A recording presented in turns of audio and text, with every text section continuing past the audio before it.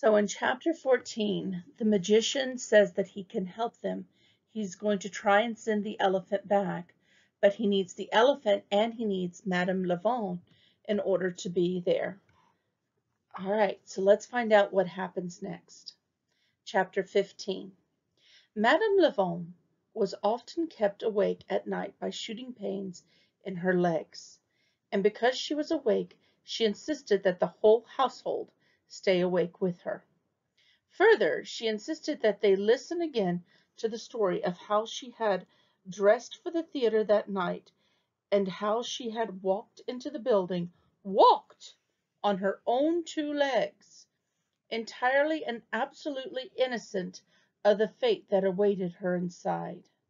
She insisted that the gardener and the cook, the serving maids and the chambermaids, pretend to be interested as she spoke again of how the magician had selected her from among the sea of hopefuls.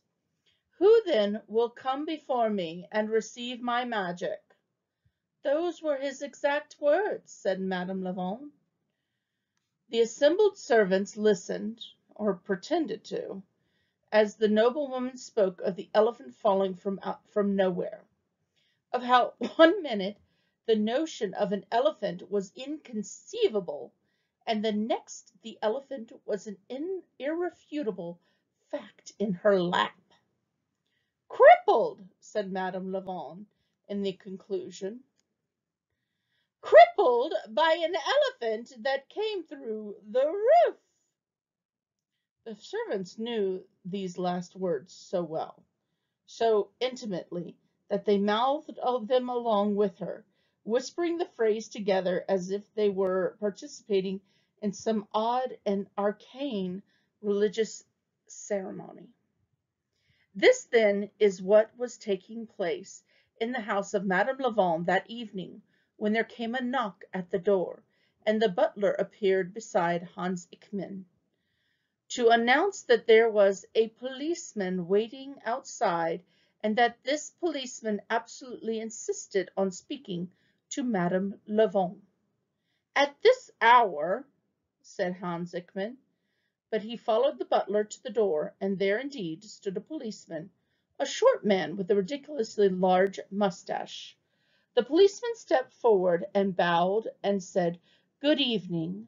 I am Leo Matinet. I serve with Her Majesty's police force.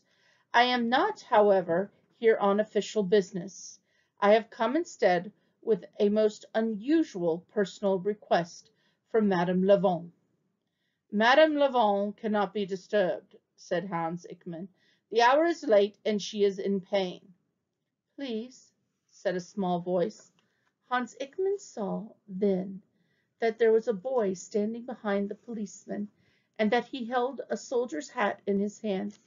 "It is important," said the boy.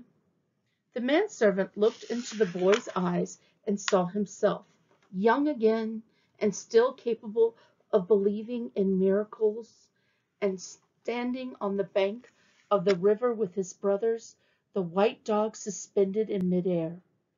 "Please," said the boy, and suddenly it came to Hans Ickman, the name of the little white dog. Rose. She was called Rose, and remembering it was like fitting a piece of a puzzle into place. He felt a wonderful certainty. The impossible, he thought. The impossible is about to happen again. He looked past the policeman and the boy and into the darkness beyond them. He saw something swirl through the air, a snowflake, and then another, and another. "Come in," said Hans Ickman. He swung the door wide. "You must come inside now. The snow has begun." It had indeed begun to snow. It was snowing the whole of the city of Baltis. The snow fell in the darkened alley and on the newly repaired tiles of the opera house. It settled atop the turrets of the prison and on the roof of the apartment's polonaise. At the home of the Countess Quintet, the snow worked to outline the graceful curve of the handle on the elephant door, and at the cathedral it formed fanciful and slightly ridiculous caps for the heads of the gargoyles, who crouched together, gazing down at the city in disgust and envy. The snow danced around the circles of lights that pulsed from the lamps lining the wide boulevards of the city of Baltis. The snow fell in a curtain of white all around the bleak and unproposing building that was the orphanage of the Sisters of Perpetual Light. So, as if it were working very hard to hide the place from view, the snow at last fell. And as it snowed, Bartok Wynn dreamed. He dreamed of carving. He dreamed of doing the work he knew and loved, coaxing figures from stone. Only in his dream he did not carve gargoyles, but humans. One was a boy wearing a hat, another a man with a mustache, and another a woman sitting, with a man standing at attention behind her. And each time a new person appeared beneath his hand, Bartok Wynn was astonished and deeply moved. "You," he said as he worked, "and you, and you, and you." He smiled, and because it was a dream, the people he had fashioned from stone smiled back at him. As the snow fell, Sister Marie, who sat by the door at the orphanage of the Sisters of Perpetual Light, dreamed too. She dreamed that she was flying high over the world, her habits spread out on either side of her like dark wings. She was terribly pleased, because she had always secretly, deep within her heart, believed that she could fly. And now here she was, doing what she had long suspected she could do, and she could not deny that it was gratifying in the extreme. Sister Marie looked down at the world below her and saw millions and millions of stars and thought, "I am not flying over the earth at all. Why, I am flying higher than that. I am flying over the very tops of the stars. I am looking down at the sky."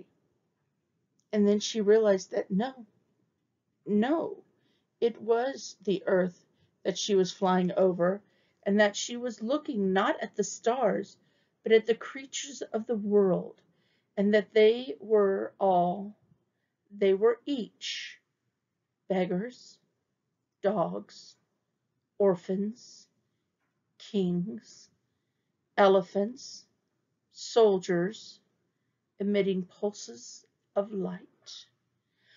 The whole of creation glowed. Sister Marie's heart grew large in her chest, and her heart expanded in such a way allowed her to fly higher, and then higher still. But no matter how high she flew, she never lost sight of the glowing earth below her. "Oh," said Sister Marie out loud in her sleep, in her chair by the door. "How wonderful! Didn't I know it?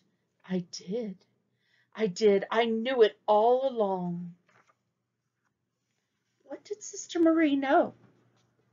What do you think in her dream she was able to tell about all the people that she saw on the streets below her in her dream? Think about it. What was it? What connection was Sister Marie able to make? Leave me a message. Send me a dojo. Love you guys.